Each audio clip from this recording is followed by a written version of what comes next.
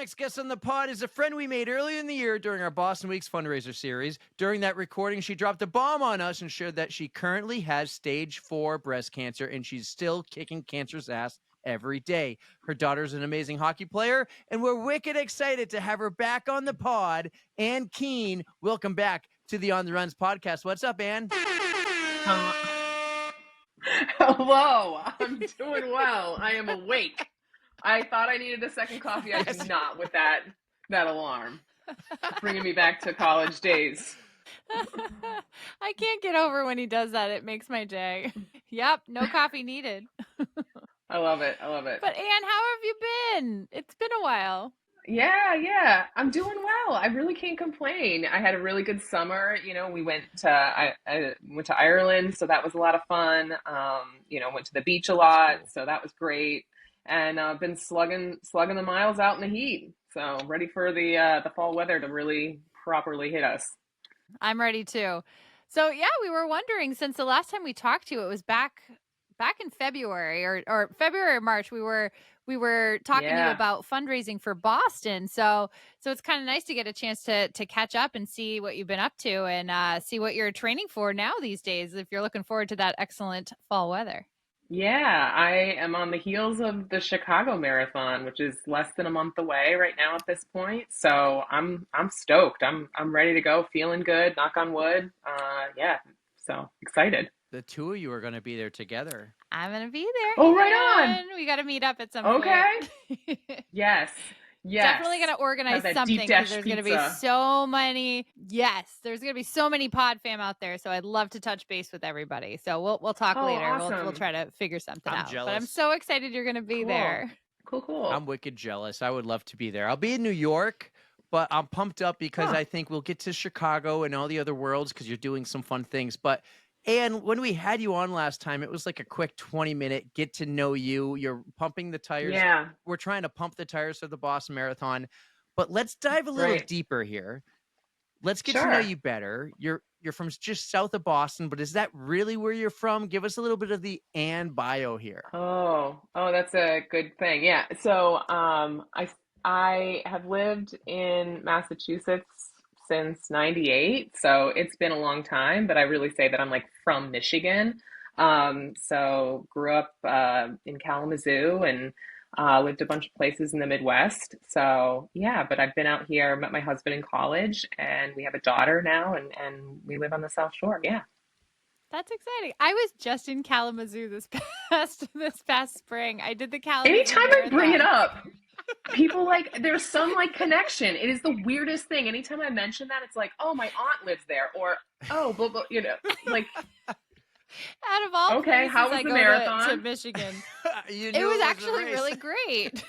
Yeah. Oh, yeah. Nice. I did the back-to-back marathon. I went to I did the Wisconsin Marathon, and then the next day we drove over and did Kalamazoo, and that was the Earn Your Mittens Challenge for the Mitten States. So okay, a lot of fun. All right. I hear that's a tough combo, though. I hear that's a really hard combo. It was a challenge. I mean, doing anything back to back like that, I'm sure it would have given me a run for my money. But Kalamazoo had some hills in there, and I was just trying to stay afloat and keep going. And I think I did pretty well. I did like a 4.5, so not mad at that. Oh, nice! Right on. Not nice. a big deal. But I like the area. It was very nice. So what happened first for you, Ann? Was it college, your husband? Was it Massachusetts? Where did you go to school where you met your husband? So I went to UMass for my undergrad, and I joke that I met my husband in a Speedo because both of us were swimmers in college. So that's how I met him. So yeah, and then it just kind of stuck because growing up in Kalamazoo, was such a small town, such a small town. There was kids that even shucked corn before they went to school. So that's how small it was.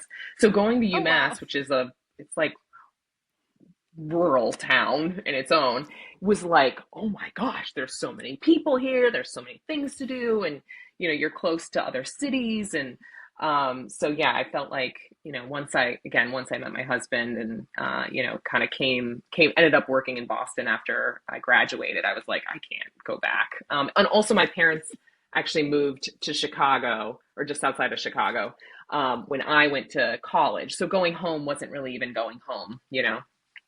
So, yeah. I get that. What made you come to Yeah. Massachusetts then? So I swam and played water polo in college. And when I was, I hate being that person, but like when I was in school, you played water polo either in California, because that's where all the teams were, or you went to UMass. And that was the division of like where you would go play. Now it's like all across Okay. the country. There's many Oh. schools that have water polo. But yeah, UMass had a great water polo team at the time. And so that was a driver, also swam, and then I went to school for exercise science. I'm sure my parents would love to hear the hierarchy flipped a little bit, but that's how it ended up at UMass. Do you remember, I don't know if I'm aging myself or whatever here, but do you remember the OC? Love that show. Obsessed. Oh, yes, the show. Yes. Yeah. Yes. Mm-hmm. I remember watching it and water polo being like the big thing in that high school. Like, oh, the water polo team, the men's water polo team. And I'm like, what the heck is water polo? And it makes sense. That's from like Southern California, preppy schools, got to play on the water polo team. I was like, this is a thing? Oh, yeah. I didn't know that. Oh, it was a huge thing. Yeah, like I swam like in the fall and winter, and then in the spring we would go play polo, and we'd go and play those teams in California. So like spring break, I'd go to like Southern California or Northern California and play the teams there and be like, why am I going to school in Massachusetts? Like like I could be going playing outside on the beach, you know? Right. But yeah, it was amazing. So that is such a cool sport. It's not one, I mean, even just living in New Hampshire, which is like I'm 45 minutes from Boston. We don't have that here. Yeah. Like none of our schools have pools, or at least mine didn't. I went to a smaller school. It's not very common, at least a little north. In Michigan, was it a thing, or just happened to be like there was a water polo club, your parents got you involved, and it was like the random thing? It's like, oh, it's the water polo girl. No, this is such a random story. So when I was swimming, we would have like random practices. We would get to like play water polo. And so my high school didn't have it. So my freshman year, I was begging my swim coach to start a team. And so my sophomore year, we started the team. And my senior year, we like got third at states, and it was like a whole thing. So, and now there's like multiple teams in the Kalamazoo area. So it's like crazy because it's grown so much over the years. So, and it's like awesome to see so many women playing it. Do you tread water the whole time, or is this like shallow water? Like now all I'm thinking is I quickly Googled it, and now I'm getting an image of Ben Stiller from Meet the Parents. Like they're playing water polo, and he spikes the ball and it hits him in the nose. That's not water polo. That's like they're like playing like volleyball in water. You've got some bad Googling, Eric. I don't know. We need but yes, a whole you tread the episode entire on water time. polo. So you know what it's like, because you talked about hockey. Not watch it's like any of the hockey. Olympics. It's exactly set up like hockey, in that there's like 6 players. There's a goalie. The whole goal is to get the ball into the net, and you tread water the entire time. How long is a game? Like, how long are you treading water for? Are you doing line changes? Are you body checking out there? What do you? You aren't doing line. You aren't really doing line changes. It's not that long. Like I think the periods, I can't remember. I think they're like 7 minutes long or something like that. But it's extremely physical. Yes, but like when you learn how to tread water, it's like riding a bicycle. It's not hard. What's hard is the physical, like, throwing the ball, because you actually, in order to get a proper shot, you actually have to come like waist deep out of the water. So that's the hard part, is like, and then you're throwing kind of similar to how a baseball player throws. When you're coming straight over, and you know how a baseball player, their legs come up. It's the same thing. That's how much force you're bringing across. Wow. This is fascinating. This is amazing. Yeah. So, all right. It's really intense. Right, so you're playing against teams. You got 7-minute periods, no line changes. So you're treading water for 14, 21 minutes at a minimum. Well, there's breaks. There's breaks, right? What about the goalie? How big is the net? It's We just need to watch outside some, like their Olympic things for wingspan. you. You watch a video of it. It's like just outside of their wingspan, if you would say, kind of thing. Okay. Yeah. Insane. This is so cool. Yeah. You're just full of surprises, Zan. Every time you're on the podcast, you're like, "Oh, I'm running the Boston Marathon and I have cancer." What? Oh, I'm a runner. I run marathons. By the way, I'm also like an elite collegiate water polo player who treads water for a living, or at least at one point. Not anymore, Eric. Now I just do the running. Like, don't catch me in a pool. You don't It's a get in little the rough pool at now. all. Your kids don't play. It's like just part of your past. Oh, it's so cool though. Yeah. Well, there's actually a team that's like near in the town over from us that they play over the summer. So I'd love to get Ruby involved, but she's like, like, are my friends going to play? And I'm like, no, but mom wants you to do this. I think That's typical kid if she behavior. tried it, she'd like it. Ruby's going to be amazing at whatever she does. She's an awesome hockey player. She plays water polo. Someday she'll be amazing. That's so cool, Anne. Unreal. Yeah, it's a lot of fun. So it makes me kind of wonder how you transitioned from water polo into running in your adult life. Did you do that at all in school, or was this really just like a later in life thing? I laugh because so with swimming and water polo, the seasons actually overlap slightly. So there was periods of time where I would be in the pool for like 6 hours. And when swim season ended, the team actually went out and did runs. Like that was cross training, rowing was cross training, lifting was all, like all these different cross trainings. And I was like, I am definitely not running. Like hard no. I hated it because my entire life I was in a pool. I always swam. I always played water polo. Like I never did anything on land. So, I avoided it like wholeheartedly. But then, the realities of when you graduate, you don't have access to a pool, or it's much harder to get into a pool. You start to explore other things. And then when you're crunched for time, you're working and whatnot, you're like, oh, I'll just go out the door and run 3 miles or something like that. Same. So, yeah. And I think that's how a lot of us get involved with running, is just like, okay, it's something I can do, throw in some shoes and I can get out the door. Exactly. No pool membership, no gym membership necessary. Right. And then I just think that's why it's such a cool community, because it's a bigger community than your local water polo community, probably. So I imagine. This is true. Yeah, it's easier to do with there friends. is one in the greater New England area. But it's super cool. There definitely background. is. So if that was you with running, where you're like, I'll never run, but at some point you just had to get out the door and that was the thing available to you, what came first then, running or kids? Running came first before kids. Yeah. But it was just that thing of like trying to stay fit and whatnot. At the time, so I graduated with that exercise science degree. I started working for the Boston Sports Club, became a personal trainer and ran some gyms and stuff like that. And so obviously was there. I did cycling and other things. I actually trained triathletes fit. Staying fit, just general. But like it was never anything like I did try, like I said, I did do triathlons. I trained triathletes, but it was like just kind of like fun stuff, like when, before you have kids and you have tons of time and you're like, yeah, I'll do that. Whatever. Sure. It was never, it was always for fun. It was never for like, oh, I'm trying to beat this time or whatever. It was always just for fun. So, but still really light. When did you have Ruby? How old is she? Ruby is 10. I had her in 2015. She is a New Year's baby. Oh, awesome. I actually have one of those in my family too.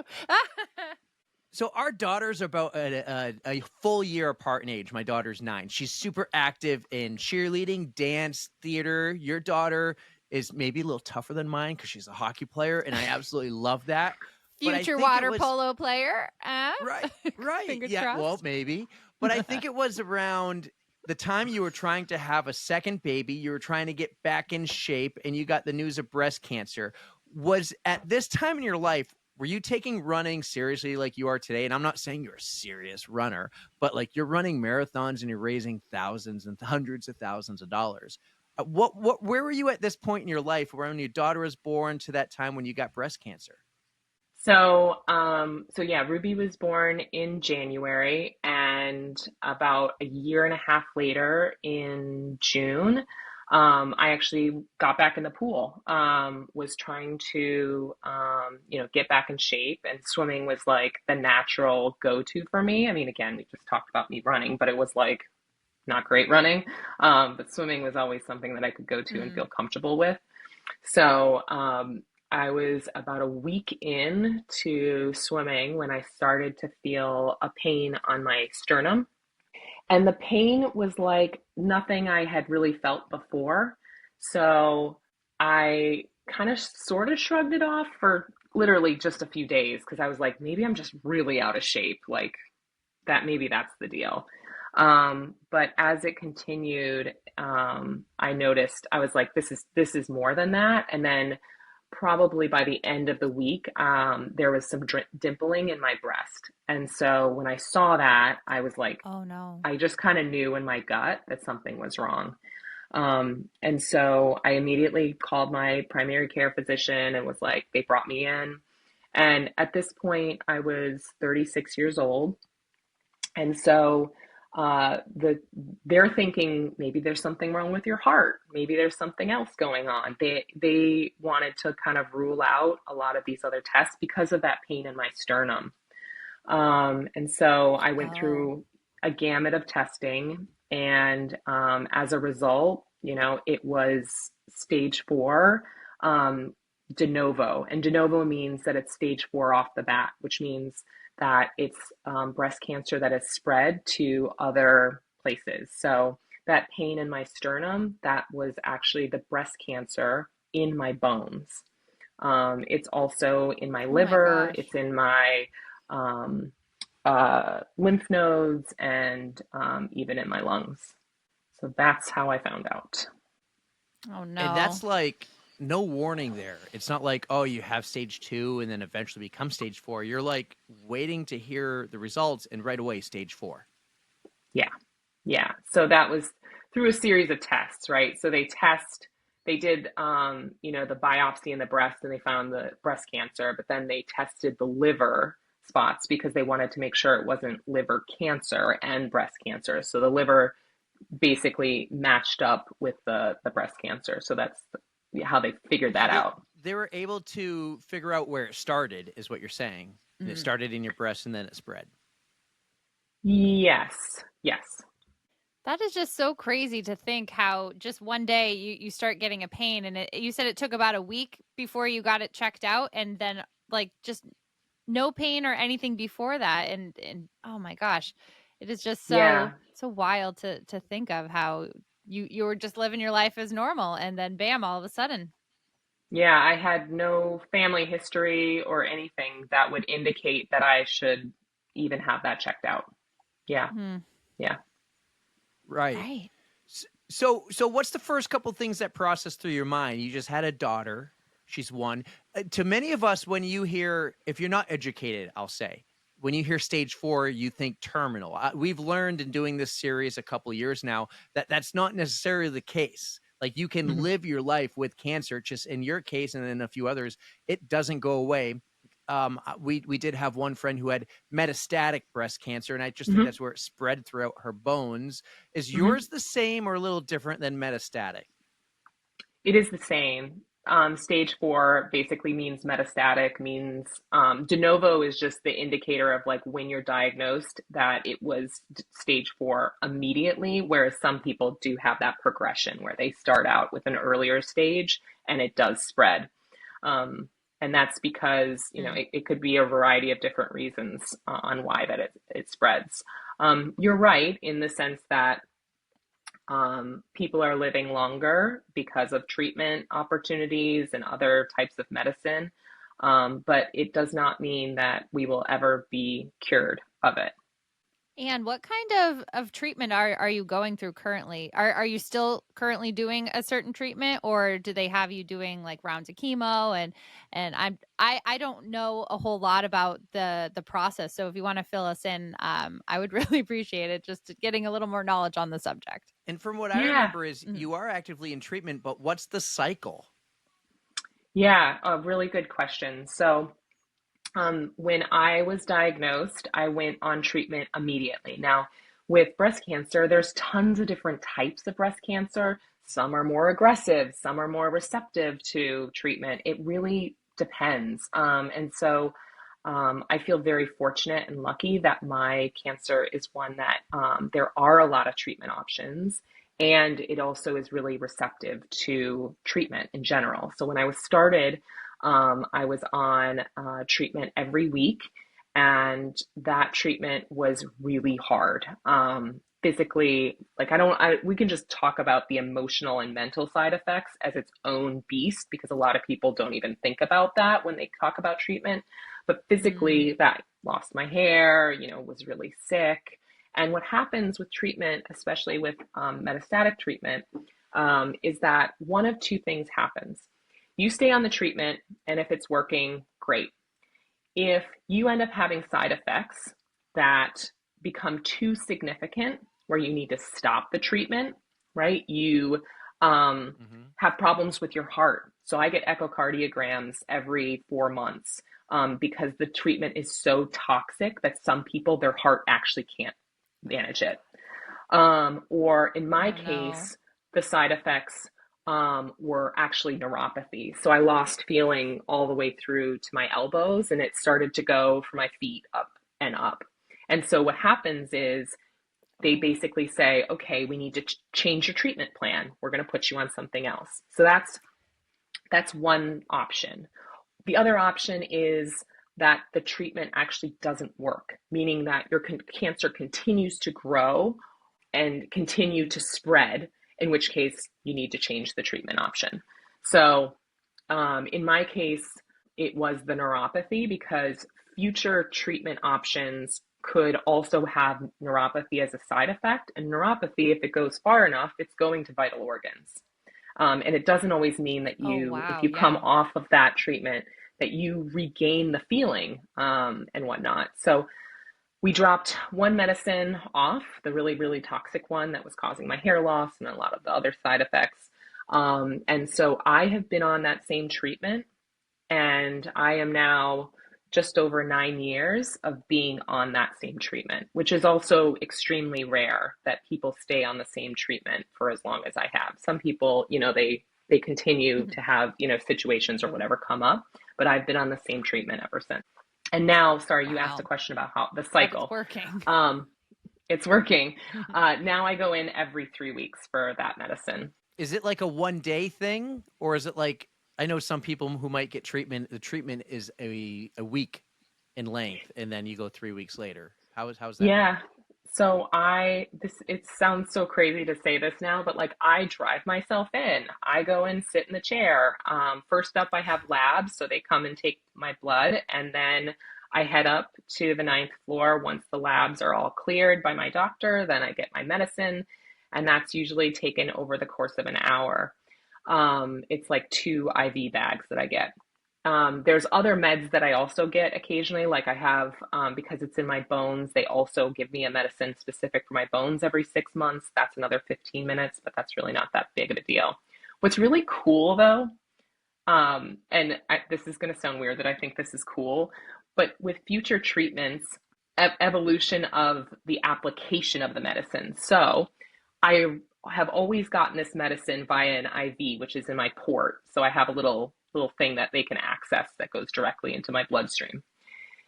As of late, they've now come up with something that is a shot. So you actually can get a shot in your thigh, and it's given over the course of like 10 minutes, I think it is. And so that's the combination. So going from an hour down to 10 minutes in a shot in my thigh and be like on my way was like, it's just crazy that is how long it takes. So yeah. Does it hurt at all? Like okay, like, the shot over 10 minutes, like a shot. Yeah. How big's the needle? Yo, it's big. It's really big, and it's like thick. It's going in. Ooh. Yeah. So I had tried it. Time for us. So I don't do it anymore. I don't do it anymore. I do have a Okay. picture, but I'll send it to you. I don't take it All anymore right. because I'm an active person. I was finding that it was really painful in my thigh, and I couldn't run the next day for it. Whereas some people had no problems. For me, I had pain in my thigh, and I was like, no, I need to run. Like, that's my mental outlet. Like, this is critical. So I switched back to the Right. IV. If I had my druthers, I would go back to the shot. I don't blame you. I would be like, no, that I would rather sit for an extra 50 minutes than have that giant ass needle in my thigh. Yeah, it's pretty intense. Something I want to know actually is this. You've had this for 9 years, approaching 10. So one, that's Mm-hmm. amazing. But two, you mentioned your appointments used to be hours, and then it was an hour, and now it could be just 10 minutes. You drive yourself in and out. Like, what are some of the changes? What are some of the positive things that, over the course of 10 years, not just you've learned, but the whole cancer world with research and fundraising that this money has gone to that you've raised? We'll get to that soon. Yeah. Like, what are the positive outcomes you've seen in the last 10 years? Yeah, I mean, one of the things that I talk to my oncologist about regularly is like, what's the latest that's coming out? And what's amazing is that she has a lineup. Like, she's like, oh, yeah, it's this, and this is coming out, and this is a different type of drug that's showing, an even longer, duration of time. So it's not just like, oh, it comes once in a blue moon. Things are coming out regularly, which is just awesome. And they're addressing things in different ways. So I talked about the shot, right? They're looking at how can we help people's like holistically their quality of life. So not just extending, and hoping that the medicine works. The medicine that I get in my IV versus the medicine in the shot is exactly the same. There's nothing different. It's the application. So when you talk about Mm. a single mom who is working and trying to come in, like the difference of 10 minutes versus an hour, and even an hour is being gracious because there's delays in pharmacy, whereas this is a 10-minute shot and the medicine is bundled. Whereas I might have to wait for my second bag of medicine. So if that makes sense, like it's not just like, oh, I'm in there for an hour. It could be way longer, whereas that shot changes it, right? So it's the quality of the life. It is Yeah. addressing side effects, and really it's longevity. What's going to work the best? That's really what we're here for, right? So I feel very fortunate that I'm at the Dana Farber. I feel very fortunate that there is such a strong connection to research at that facility. If you look at where the buildings are, they're actually connected. And so my oncologist is working directly with the researchers on the latest drugs that are coming out. So I feel very fortunate that I live in a place where I have the opportunity to Yeah. go to that place. Yeah. Yeah, not That's Kalamazoo, incredible. but Boston. Not One of the Kalamazoo. best, if not the Yeah. best. Yeah. Where are we last cancer question, and we'll Yeah. have more, but all in the positive light. But where are we Okay. today? Are we progressing? Are we maintaining? How are we doing? It's been Yeah. almost 10 years. Like, that is amazing. Where are we today? It's it's really hard not to get emotional about that because it's such a wild number. When I was first diagnosed, it's everybody Googles what the prognosis is, and it's Hmm. like roughly, you know 20 to 30% of people will live 5 years, and I'm here at 10. Like, that's just absurd, or on the door of 10. Um, so I've been maintaining, and I'm out running marathons. I'm out going to my daughter's hockey game with my husband. Oh, We're yeah. walking the dog. I'm working full time. Like, I really feel very fortunate that I have the ability to have all these opportunities and see all these wonderful things in my life. My daughter, I thought I'd never see her go into kindergarten and turn 5, and here I'm seeing her in 5th grade. So, and this is why I've had Oh, tissue Anne. Amazing. So, Thank you for just letting it out. That's all I that's all I can say. And I just think you are so strong for having to deal with this, but you your treatment is working and it's allowing you to live the life you want to live. And I'm just so thankful for the research and the hospitals that have helped you so much on your journey. And we got to give it up for Dana Farber. I think it's amazing for all the fundraising that you've been doing for them as well to help advance the treatments. And I feel for you so much, Anne, and just I'm so happy that you can just keep going, and we love you. Oh, thank you. I didn't mean to make you cry, but what an answer. I love that you're able to go to all those cold hockey rinks up in northern Vermont and around the world, and you're able to take the pictures of your daughter in the penalty box. Oh, yes. It's amazing. That's right. Run for you. Travel. Yes. I love that for you. But let's jump to Dana Farber here and running. Maybe we'll just go with more running, but at that time you have cancer. You probably never thought you'd run a marathon. Since then, you've run 4. You've raised over $100,000. You're doing another goal to raise over another $100,000 and run around the world. But how did this journey start? Yeah, good question. So I think many people did crazy things during COVID. Some made sourdough. I picked up running. I just kind of needed to get out of the house, I kind of wish I did sourdough. That'd be good. But so I just needed. Does she? What would you name your starter? Now she asked me. She'll text me. Can you flip it or can you do whatever? You gotta feed it and things? stuff. Yeah, but what would you name your starter if you had to choose? I feel like that's a thing. A lot of people name Ashley names hers Slado. Oh, I don't know. I don't know why I thought Marchand, you were talking hockey, so maybe Marchand. It's an aggressive type of starter. There you go. I like that. I've heard a good one. I am a big fan of the Twilight series, and somebody named theirs Breadward Cullen. And my God, these are so good. Breadward. So that's so funny. Creative in the sourdough world. Yeah. But it was honestly COVID. So you picked up running, though. Yeah. I love it. Yeah, just needing to get out of the house. You had cancer at least for 5 years at that point. Yeah, I mean, when we talked about at the beginning when I was really sick and I was not going out and walking down the steps, waking up and getting out of bed was really hard. It was really hard. So I started to get into, I did Peloton, we got the bike, and that kind of started to, it kick-started my fitness back. So definitely, the biking, and then that transition to needing to get out of the house. And so, yeah.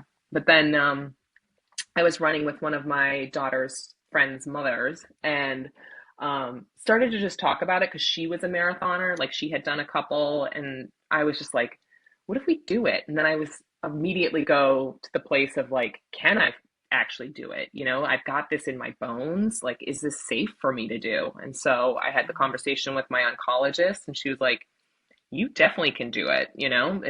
You can, this is something you can do. And so she secretly went and called some people on the team and said there might be somebody, signing up, keep an eye out for her. And so I don't want to say that I got I got a little, in, but Cancer I card. think it certainly helped. Yeah. Well, you said when you were here for the fundraiser episode, you're like, my oncologist probably thinks here's some crazy lady who thinks she can run a marathon. I'll just, they're not going to say no. She has cancer. Right. That's somewhat how it went. Probably, but that's kind of how it went. And then you're like, oh, let's raise some money. So at this point, what have you run? Have you ever done anything that big or anything bigger than a 5K? Oh no, I did do a half, but that was many moons ago when I was just out of college. And that was, the kind of where you're like, oh, should we do this? Yeah, let's do it. And I was I hadn't trained or anything. Now I'm at the age where you have to train. You can't just jump in and do something like that. But no, seriously, I had not run that long of a distance. It had been years. Diving right in. So, yeah. So Boston was your first marathon. Where did you go after that? So I did all 4 that I've done. Was only I've only Boston. done Boston. Mm-hmm. Yeah, it's So kind of one of now Erica those. you're wasn't listening branching last out. time you Here were we on. go. Now we're branching out, though. Now Chicago's Yeah, coming. Are you planning on doing any more of the majors?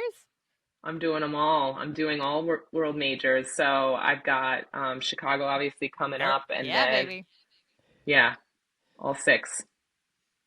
Erica's jumping way too far ahead, though. Erica, you got to stop jumping ahead. I'm not good at this. You're diving right into your first Boston. You don't run. Everybody thinks you're the crazy cancer lady who wants to run a Yeah. marathon. Like, what was that next year like when you are, training while going through treatment, learning how to do all that, process it all, fit it all in? What Yeah. was that year like? Yeah. I mean, it was wild. I also am like, from a training perspective, I'm like very by the book. Like my sheet says this, I do this the next day, So I'm like very regimented like that. Yeah. And in college, I was actually a distance swimmer. So like I swam the mile and other things. So I would say that I was very well conditioned to be like mentally to be able to do that. And I think the other factor here is I always say, like, I don't have to do it. I get to do it. Like, I get to wake up at 5 in the morning to go Yeah. out and run some miles. I get to go out and move my body because I know what it was like when I first was diagnosed. And, I'm struggling to get out of bed to go, play with my daughter, those kinds of things. Like, those are the things you think about. But that's half the battle. If you already have the mental toughness down, you just have to work on the conditioning part. So you are already Yeah. halfway there. Yeah, I think that's really true. And it's what I tell other people. Like when they're like, you do this, and I'm like, you know what? You can too, because it's a mental game. Like you guys know, you guys Yes. all run. Like it is a mental game out Right. there. So the physical stuff can come with training. So you have your first Boston Marathon. At this time, was that just the goal? I want to run one Boston Marathon. I'm going to try to raise probably something around 10 grand for Dana Farber. Yeah. Like, oh, yes, we did this. Like after that race, well, first, I want to know how the race went, but I also want to know, like, how did you decide to run 2, 3, and 4 after that, especially number 4, after you landed yourself in the hospital after Boston Marathon number 3? Yeah, so good question. So the first one was awesome. Like it was such a great experience. The team is really great. It's made of such wonderful people that have this unfortunate common bond. And so I finished that race, and that was the one that was actually in October. So come April was the next year, and I sat that out, and I was like, I had such FOMO. I missed the team. I missed being a part of all of that. And so that kind of is what got me to do it again. And you have your teammates, and I'm sure you guys have your friends too that are like, you gonna do it again? You're gonna do it again. I know you're gonna do it again. And you're like, no, I'm Those are the good. best Like friends. I'm cool. But I wasn't cool. I was like, no, I'm gonna do it again. So then I did, the subsequent races. And I think, I have a lot of people that will come up to me and say, wow, it's really inspiring what you're doing. And, it's great that you're raising money for such a great organization and all those kinds of things. And I've had people that have said, oh, I'm actually running my first 5K now because I saw you do that, And so those kinds of things, like, yeah, it just like feels really good to be able to give back to, an organization that's given me so much. And see people also take care of themselves and their bodies in ways that really make an impact, even despite cancer, So. Well, jumping ahead a little bit again. I loved seeing you on a billboard from the Bank of America. I saw you this past year getting off the tee. I was like, oh my God, it's Anne. I think I took some pictures and I was like, I know her. I even took a selfie with one when I was in Boston one day and sent it to you. I was like, this is cool. so cool. It was wild. Yeah. Actually, Dana Farber had, they were doing a tour and they were talking about, I was helping educate people about the new fitness center that's actually at the Dana Farber where people can go get group exercise classes and other things, which is really amazing. Like there's Reiki, there's acupuncture, massages, there's so many wonderful things at the Dana Farber. Anyway, I was talking to some people about these opportunities, and I was telling them how I do the marathon, and they were like, oh, actually we have this relationship with Bank of America. You should apply. And so I applied and I got selected, but it was crazy in the sense that like I had no idea how big it would be. Like I knew that there was going to be campaigns because my friend on the Dana Farber team had his poster in like a place, and I was like, "That's cool. If it's going to raise more money," Yeah. and then it became way bigger. So, but it was awesome. It was a great experience, and obviously raised more What was money. that So, experience like? Like we know Maurice, he got to do it the year before you. And we oh, heard okay, about the photo shoot day. He had like his own, I wouldn't call it his own trailer, but like a bunch of you had a room you went in yeah. and hair and makeup, the professional photographers and all that. Like Yes. we'd go to different places. What was that like? Yeah, they flew me to Texas, and because my story Whoa. is about, Wow. yeah, I know. Well, they think about when they're shooting this, it's like freezing cold up here. So, Yeah. First class, I Nobody they assume, wants to right? be in Delta that. One. no, but I mean, it was amazing. So they had multiple photographers. They had I had a trailer. It was like crazy. We showed up on set, and I think it was like I don't know, 4:30 or something in the morning because I run early in the morning. So they want this story to be really Mm. authentic. And I want to talk about that in a second because Yeah. this is really important to me. But I show up and I'm like, oh my God, there's like 30 people here. Like for me, like this is just weird. Like we're going to put you in hair. I'm like, let me tell you the things that I don't do before I go my run. I don't do my hair and I don't do my makeup. Like those things don't happen. Yeah. But like I was like, they were like, we want your hair to be curly because sometimes I just like slick it back, whatever. So there was like all these, outfits trying on, and but the thing that I wanted to say about authenticity that I really appreciated is that they worked really hard to make sure that the script felt authentic to me, that it was words that I would say. We talk about Mm. ringing a bell and how they were going to show that kind of imagery, and I was like, that's something I will never do. I will never ring a bell. There's never going to be an end to this for me. There's no okay, you beat it and you're done. Like, no, I'm on treatment for life. For life. There's no ringing of the bell.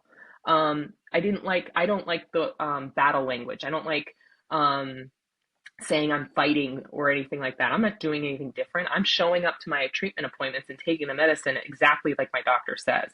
So there's nothing that I'm doing different. And when we talk about battle Mm. language, at the end of the day, come the day that unfortunately I lose my life to this disease, I don't want anyone saying she lost her battle with cancer, because it makes me, especially as a competitive, former athlete and current athlete, really, the idea that this was a fair fight in any way is not true. I've done everything that I possibly could to try and, take care of this disease. Mm-hmm. So they did a really good job of making sure that this felt authentic. In fact, in part of the video, they show a patient in a room with a doctor and their family, and this patient that they showed was an actual patient.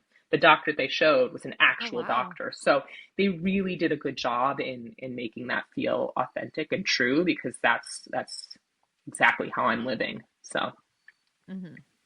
So yeah. you weren't just on a photo all over Boston. They made a video, and I know it's posted on Instagram as a reel, and it's probably a YouTube video too. Like they actually went bigger than what we know other people have gotten before with this. So you were like a key feature here. This is a big deal. Yeah, it was myself and my friend Martin, who was one of the other athletes that they featured. It was billboards. It was on, Spotify. It was on Marathon Day. It was national TV. So they had radio, print, you know, it, all media channels, really. You know what? That's a cool experience. That had It to really be a was. cool experience. It really was. Shedding light on an unfortunate situation, but such a cool experience to be highlighted. And I think it goes to your relationship with Dana Farber, because you've run the Boston Marathon 4 years for them. Yeah. Combined throughout those 4 years, you raised over $100,000. And I do know, I think at one point, Dana Farber only did the Boston Marathon, at least locally, local races. Now I think they're Yeah. going worldwide. So as far as fundraising events, talk about your Yeah. relationship with Dana Farber since day one and how you've built it till today. Yeah, they have almost all the world majors. They actually don't have Chicago, but I'm raising money on behalf of the Dana Farber. Oh, So, wow. but they have almost all of them.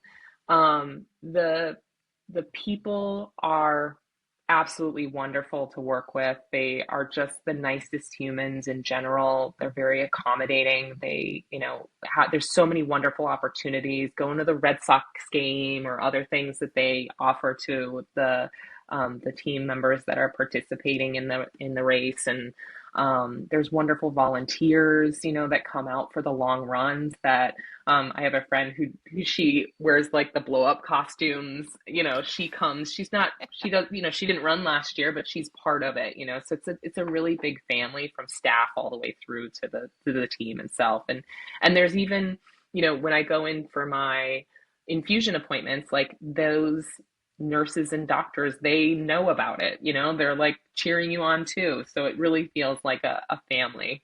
That is incredible. I Yeah. just love how it just connects everyone, even though there are the unfortunate circumstances, but together as Yeah. a team, you guys are raising money for such an amazing cause. And do you get to direct your money to any specific part or just Dana Farber as a whole? Oh, that's a good question. So our money goes to the Claudia Barr Adams program, which is dedicated to innovative cancer research.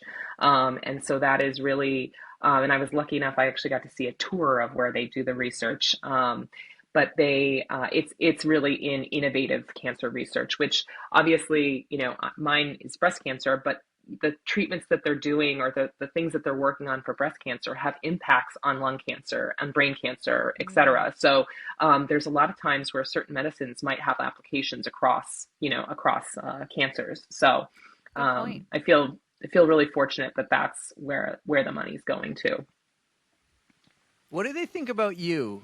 And I asked that question like your first year, you're on college, just like this crazy lady wants to run a marathon. And so they get to know you on year one, but then year two, year Yeah. three, year four, like how not trying to say your ego here or anything like, oh, they love me, but like how How could I'm they doing not love her? I'm doing a terrible job of trying to describe this, but what I want to know is, Dana Farber is such a big part in your life, but how about you? How much are you a part of their whole thing here? Like when you go in, what do they say to you? Because the first year you're just the crazy lady who wants to run a marathon who has cancer and they let you run, but then you run it again and Yeah. again and now you've raised over 100 grand. How are you to them when they see you every day? Like are you still the crazy running lady? I mean, definitely that for sure. I think the Bank of America campaign really like opened it up. Now you have people that like when you're checking in, they're like, were you on TV?" I'm like, "Yeah, that was me." That was But I me. think Yeah, what's not a big yeah, deal. right. I think what's really trippy for me is having my oncologist and the staff that work on the research team thanking me for this. And I think what Awesome. happens, especially now when we have cancer funding being cut at the government level, they are so concerned about what's happening and funding research that they're really appreciative, and it comes through. And I'm like, how can I possibly how can you be thanking me when this is my only way of giving back, is trying to raise money for people that are literally saving my life, you know? So Mm. they're really appreciative, and it's always funny because they're like, "I just play tennis on the weekends. How do you do that?" And I'm like, "I don't know. Like, how do you study all Yeah. this stuff? Because that Training, stuff is like a for the birds regimen. for me." Fighting cancer, morning hockey practices, you're doing it all and you're amazing for that. I will now let Erica get ahead and jump ahead Okay. because we know you've run 4 Boston marathons. We know you Yeah. ended up in the hospital after that really hot one. But Erica, go ahead, jump Yeah. ahead now. Ask her what's on deck and what the future is for Ann Keene. It's go to Chicago. So Let's go. I know that's Let's your next go. step. Yeah. Yeah. And it's going to be an amazing time. We're going to have epic weather. It's going to be Mhm. a great time. There's going to be no hospital visits post race, but But how are you preparing for Chicago? And then what do you got after that? Yeah, I mean, I'm sticking to my plan. Actually, my plan is right here. I check it off. I draw the line through it. No, I'm feeling good. I've It's so got 20 satisfying on to do deck that. for, it really is. Yeah, I got 20 on deck for this Saturday, so that's a big one, obviously. But just plugging along, and then, you know, I kind of made the decision that I wanted to do something a little different this year, and kind of moving forward. And it's really weird to be making plans for 2 to 3 years from now. Like the the idea that haven't I haven't been able to think about that. Like, what are you gonna do in 2 to 3 years? I don't know. Like, am I gonna be here? So, That's you know, tough. I it it's it's just it's so hard to comprehend. So I'm hoping to knock out. You know, I got Chicago this year. I'll do two next year, and then two the following year, and that's gonna nab me that Abbott 6-star medal. So that's my plan, and hopefully over the course of those marathons, I hit another 100K for Dana Farber. Just because those guys deserve it. They're working hard, and they're producing great results. So And these are your first marathons outside of Boston, right? yes, yeah, first marathons outside of Yeah. Boston. Are we still going to keep running Boston? Are we going for 5, 6, 7, and 8, or are we just 4 and done? I mean, it's really hard. It's hard for me to say no, but right now, like, I think 2 is enough every year. I'm worried about. You're going to have FOMO again. I know. Because then I was thinking about it while I was running this weekend. I was like, wait a minute. If I do these, then it's going to give me 9 marathons. And then I really should hit 10 because that's an even number. The crap that you think about while you're running. I know. All the time. Yeah. And then it's like, I should really do 11. And then you got to go back to an even number at 12. And then you're like, oh, if I could hit 25, I become like the you quarter can't just do mark. 13 because you can't leave it there. Yeah. Then you got to do 14 because it's an even number. But then 15 is like divisible. Now you might as well do 20. Runner's math. Right. And then at one point, you're going to be like, oh, I've turned 50 next year. And if I do 2 more marathons, I'll be at number 50. I need to do it for my 50th birthday. You're just going to keep finding reasons. And I love those reasons for you. So keep running Boston. Yeah. But Chicago is your first outside of Boston. Like, what are you expecting here? I know it's a world major. I know it's going to be, the crowds will be insane. Erica actually says it's her favorite marathon in the world. Like, what are you expecting traveling now for the first time for a big race? I don't know. I am kind of like somewhat, because you got to remember that I'm not running this for like a set time. Like, I am running to stay healthy. Like, I put myself in the hospital, not taking care of myself when I was out running. So like, I need to be mindful of that. Like, my daughter and my husband are coming with me on all of these, which is really exciting because we're going to take a couple days off school and we're going to go and do some different things in these different cities, which I think is going to be really just great experiences for her. So I'm kind of taking let's just go out there, let's have some fun, you know, and get some money for Dana Farber. So it's just trying to take a laid back attack to it. I hear it's very flat, so I'm here for that. So yeah. Yep. I love that you're doing it for the experience, because that is honestly the most important thing, is that you go out there, you get to see different things, you get to soak up the atmosphere, and it's just going to be fun. It's going to be a lot of fun. Yeah. Time just doesn't matter. So Chicago this year, what's next? Do you know yet? Yeah, it'll be Tokyo next, and then I think I'll go Berlin, and then London, and finish in New York. That's the plan. Well, then let's not forget, we're going to have to do Sydney, then Cape Town, and something else. And they'll keep adding majors. So there's another reason why you got to run another one. I know. I was like thinking about that too. I'm like, 6 was great. Come on, it's Sydney, Australia. Like, that's a good one to add. Cape Town is beautiful. Like, those are good ones Eric, to like my add. kid also has to go to like college, you know? Like, oh my gosh. These are Fundraise not for cheap the kid, places. too. These are I not cheap know. places. Well, your kid's going to go to college on a full D1 hockey scholarship. Let's be honest. Okay. Okay. Okay. She's a Maybe hockey she'll And stay math. in state. You know, she will, because she'll be playing for Boston University probably, and that's a top-notch There Oh you my go. women's gosh. There college. you go. No, you know what? Northeastern. That's the best So, women's college hockey team out there. They're going to have a you know, brand new, beautiful arena by the time your daughter's in college. It's going to be great. it's kind of funny you say that because so I went to BU for my graduate, right? So UMass, BU, good hockey schools. We ended up going to a couple of Northeastern games this past year, and she's like dead set on Northeastern. And I'm like, No way. come on. Like your mom Yeah, went to these two Northeastern's awesome. like other schools. Yeah. So she's pretty set on it. Yeah, Northeastern women's hockey though is top notch. Like, there's nothing better right now, and so your daughter knows. It's She pretty knows. cool. She's got a ways to go, but Yeah. my Yeah. daughter, I say, is very talented in everything she does. But I still say today, if she played hockey, she'd be getting a full ride D1. You know, it's just Oh. the girls out there hockey wise, they're far and few between, and you go to the Boston Fleet games, right? So she gets to see that, and the sport Yeah. is growing rapidly for women right now. Yeah, it's crazy. So like my husband and I swam. Ruby also swims, and she's a very talented. I don't know why I'm pointing at you. She's a very talented swimmer, and has swam since she was little. Hockey, she's only been playing for a couple years. So we've gone to like the swim meets, the college swim meets, and gone to the hockey games.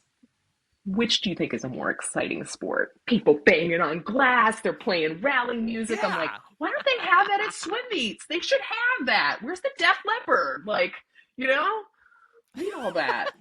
We need that energy. Do you know what song the Northeastern Pep Band plays every game?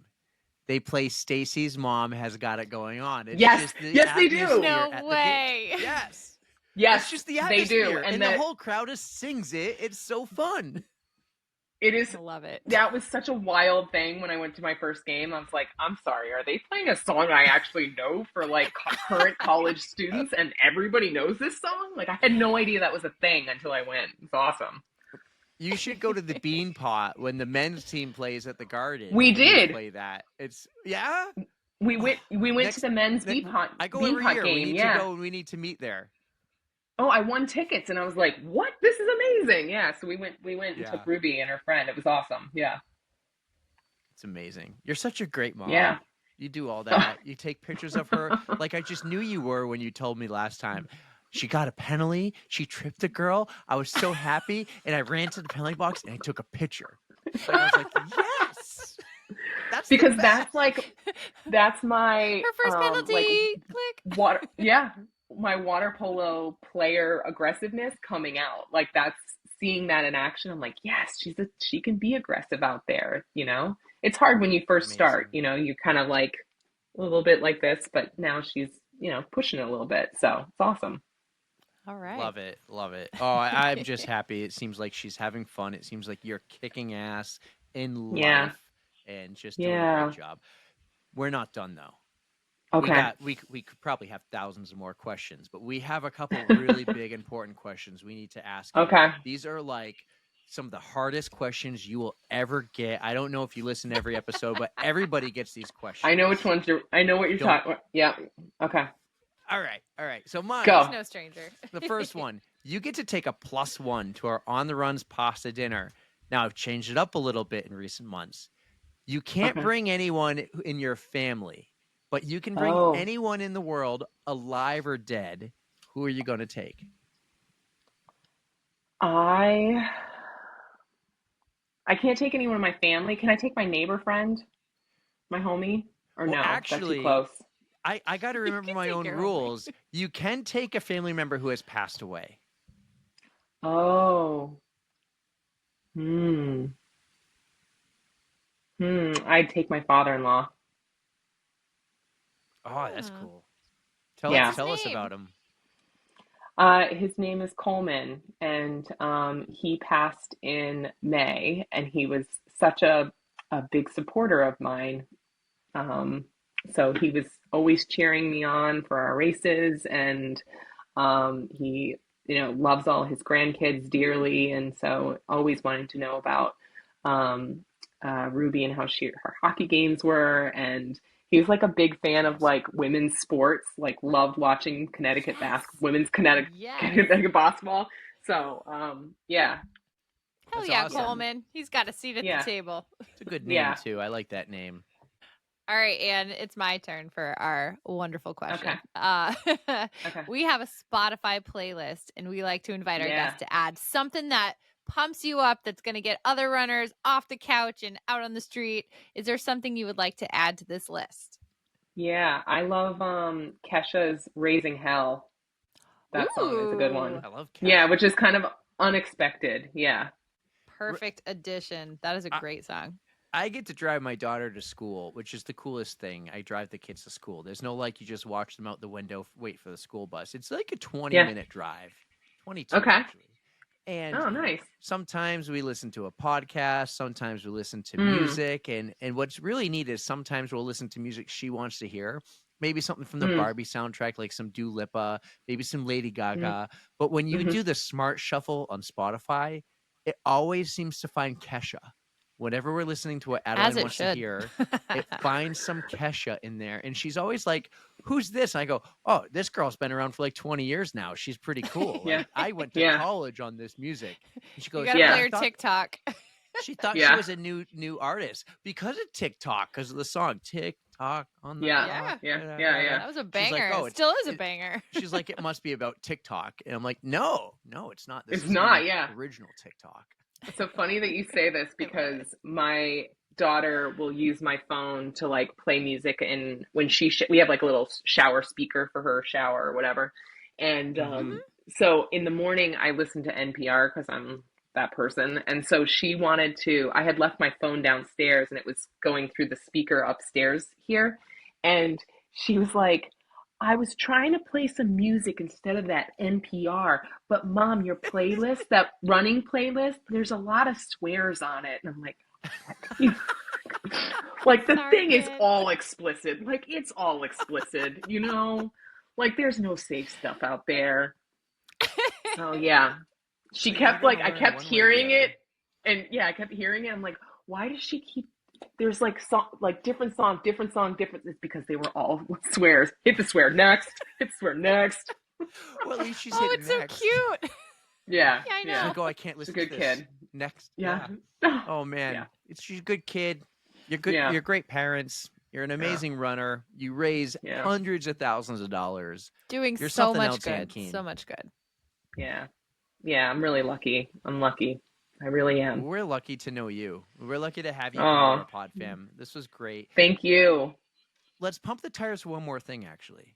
Yeah. You make jewelry. Yes. Yes, I do. I make jewelry. It's like my creative outlet. So I'm not really wearing anything I'm not wearing anything that I make right now, but it's my fun creative outlet, and I'm in a couple shops. So yeah. Awesome. Where can people find you if they want jewelry or if they want to follow like your running journey, your cancer journey? Is there like a platform out there that's all Ann Keene, or is it just Instagram? Because I think your Instagram is mostly jewelry. Yeah, it's my Instagram. So you can find me at AD Jewelry, all one word. And that's where I post stuff on jewelry, but a lot more on running these days. And we are just so happy that you came on here again. We got to get to know you a little bit better. You are still as amazing as we knew you were when we talked to you back in February. So just thank you for spending some more time with us and getting to hang out. And I can't wait to see you in Chicago. We're gonna make that. Yes. We're gonna make that happen. Yes. See, like my mentality goes right to like, where am I getting deep dish? Like it's like the things on my checklist of focus. I've tried a few places out there so far. I'm going back for my 4th time. This ought to tell you I love Chicago. Okay. There is a place, I don't know where all the controversial places are, but Lou Malnati's. I will send it to you. They my favorite deep dish. They also that gets my number. sell it frozen. My favorite. Yeah, you can buy them frozen. Oh yeah. Oh, you shouldn't tell me that. Oh yeah. I'm Because gonna it's have like a freezer full of 1,000 deep calories dish. a slice. Yeah. We should do a taste test. Let's do a taste test. Let's buy some frozen pizza from Lou's. Let's have it shipped over here. I'll get my special pizza without cheese, Erica. Or maybe they have Okay. vegan cheese. And one thing you don't know about me is I'm definitely allergic to dairy. Cheese would kill me. So I've made it 40 years and I haven't died. It's amazing. Okay. But Okay. I've That's always why said if I'm I like run into lose. yeah. I've always said though, if It's I like ran into 100%. Dave Portnoy doing a pizza review, I'm going to take a bite and risk my life. But Oh my gosh. regardless of that, let's do a Yeah. taste test. Let's have Luz send some pizza in. That would be cool. And we can do it live Yeah. on the pod. Erica, make it happen. That's your homework assignment. Check. And Get this deep was dish. so Yes. cool learning about water polo, treading water, how physical the sport is, growing up in Kalamazoo of all places, then coming to the Yeah. East Coast when you could have gone to California. Like, I'm so happy you did. You're a mass hole, just like some of us, even though we're in New Hampshire. I was born in Boston. I'm Okay. 3 years Right of a on. mass hole. And you're kicking cancer's ass every day, and you're gonna kick its ass for the rest of your life. Listen, I feel for you. You're gonna have this for the rest of your life. But I love your story. I love your energy, everything you're doing out there. You're not like, oh, I have cancer. You're out there running marathons and raising money and doing what's best and being a kick-ass mom. So you're a rock star. You're a badass. Keep at it, guys. This was awesome. Thank you so much. I feel like I am hearing all of those wonderful positive things. I really appreciate, you guys having me on. It was great chatting with you. I feel like we should end with that weird alarm noise. Do feel it. like One right here. Do it. Yeah. And Keene on the On the Runs podcast. That was wicked awesome. Amazing. Thank you guys.